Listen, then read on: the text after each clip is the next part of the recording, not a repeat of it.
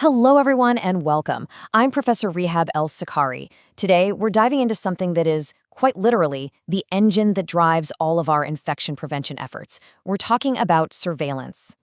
And I want to give a special welcome to all the new infection control team members joining us. This workshop is really for you. It's designed to give you the practical, get your hands dirty tools you'll need to make a real difference in patient safety, right from day one. I am so glad you're here. Everything we're going to talk about today really starts with this one simple but incredibly powerful idea from Lord Kelvin. In our world, this isn't just some business motto, right? It's the core principle that saves lives. We measure things, not to fill out paperwork, but to find where we can step in, change what we're doing, and ultimately protect our patients. So here's our game plan for today. We'll kick things off with the why, then we'll get into the nuts and bolts of how we measure. After that, we'll map out a practical starting plan, walk through a real-world case, do a quick knowledge check, and then wrap up with the most important part, how to turn all those numbers into real action. All right, let's jump right into Section 1, Welcome to Surveillance. Let's really get to the heart of what this word means for us day in and day out.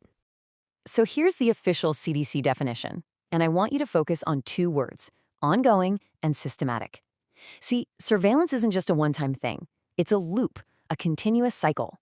We collect data, we analyze it, we try to understand what it's telling us. And then, here's the key part, we use that info to improve what we do. Collecting data is just step one. The real goal is always preventing disease. Now let's talk about the specific tools we use to measure everything. In Section 2, we're going to break down the three key indicators that really form the language of surveillance. We're talking structure, process, and outcome. First up, we've got structure indicators. I want you to think of these as your foundation. What resources do you actually have to work with? This is about your staffing levels, your budget for supplies, the training programs you offer, and the official policies you have on the books.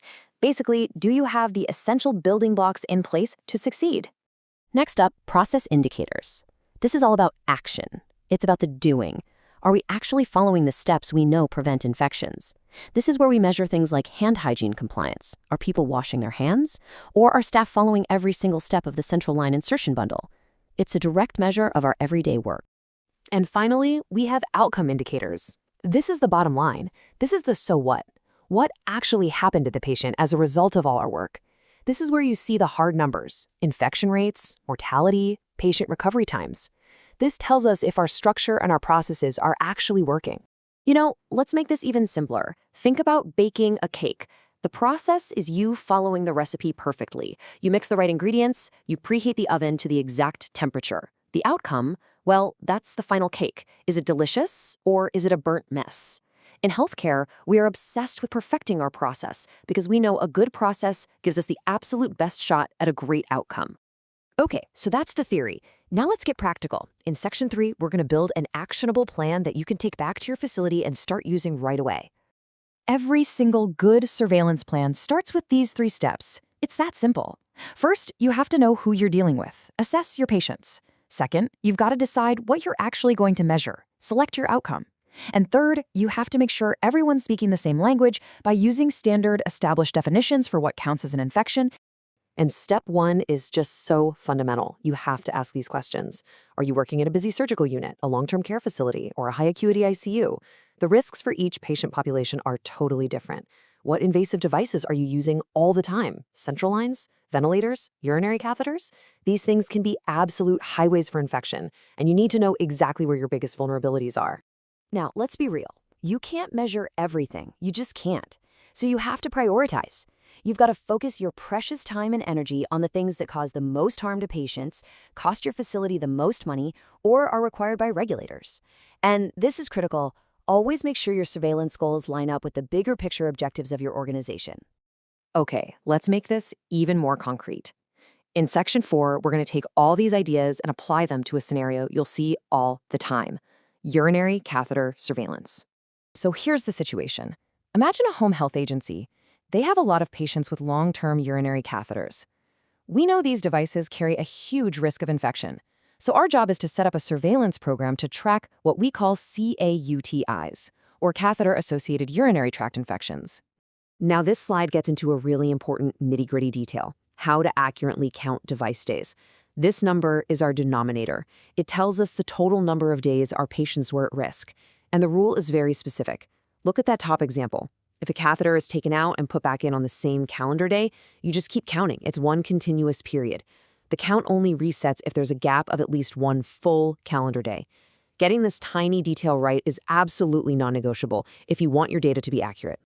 Phew, great. We've covered a ton of ground. Let's pause for a second and do a quick knowledge check in Section 5, just to make sure that difference between process and outcome is crystal clear. Okay, here's the question for you. Your hospital is checking how well the staff are following a prevention bundle. You know, that checklist of steps to prevent an infection. Is measuring if they're doing the bundle correctly a process measure or an outcome measure? Just take a second to think about it. And the answer is process. Exactly. A bundle is the series of steps you take, and that's the very definition of a process. The actual infection rate itself, whether it goes up or down, well, that's your outcome. Measuring the process helps us understand why we're getting the outcome we're getting.